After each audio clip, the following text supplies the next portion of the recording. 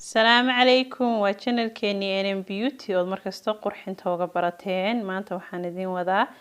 laba face mask oo anti age ah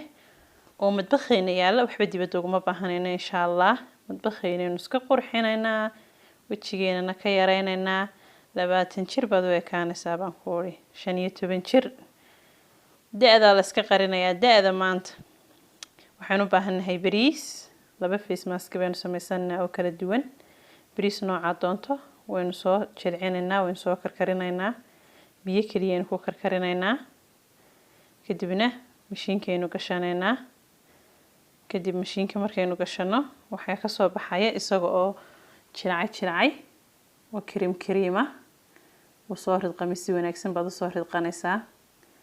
kadibna waad ka soo shubanaysaa waka ma sha Allah aad buu jilcay si qurux badan buu noqday wajigaaga baby camal buu noqonayaa baby nuuna adu ekaanaysaa ma sha Allah waji nadiif oo xariira malqaacad malab saafiya jeexliin dhanaanana waynu ku darsanaynaa madbakhayna dhinacba u dhaafi mayno maanta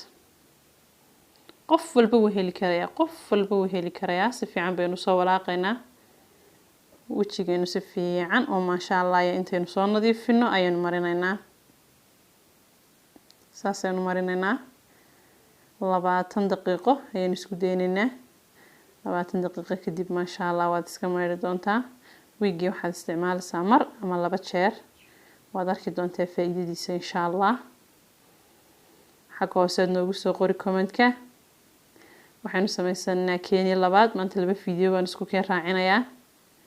waa isla anti age wajiga ku geejinaya ma sha Allah kaaga dhigaya waa baradho aynu soo deernay waynu soo karkarinay waynu soo jilcinay waxaan ku darsanaynaa caano waxaanu ku darsanaa sidoo kale vitamin E capsule weeyaan waynu soo ridqaynaa mashiinkeenu ku guranaynaa caanahana waynu ku daraynaa taa baradhadii caano yar baynu ku daraynaa caanaha nooca ama yogurt baad isticmaalaysaa ama caano booriheena wajigaagu qurux buu noqonayaa ma sha Allah 15 jir baad u ekaanaysaa baan ku ori waynu soo ridqanaynaa markaad ridqdo wuxuu ku soo baxaya isagoo saa isu jiidanaya alaabtan waa dabiici waa alaabta madbakhaaga taalay alaabka shakil maaha kiimika ma laha يا أصحابي ماركيسان ما شاء الله بنقضي sidoo kale isagana wajigeenu marsanayna wajiga uu ku geejinaya saas waka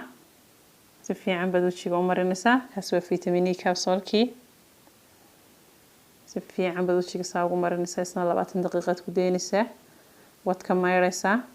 kadib waxaad marsanaysaa xabad vitamin E ayaad wajiga si fiican u gelinaysaa isna weegi 2 jeer ama mar kolba sidaad u haleeshaad marsanaysaa haddaba channelkeena soo booqo subscribe si aad nooga hesho waxyaabo badan oo faa'iido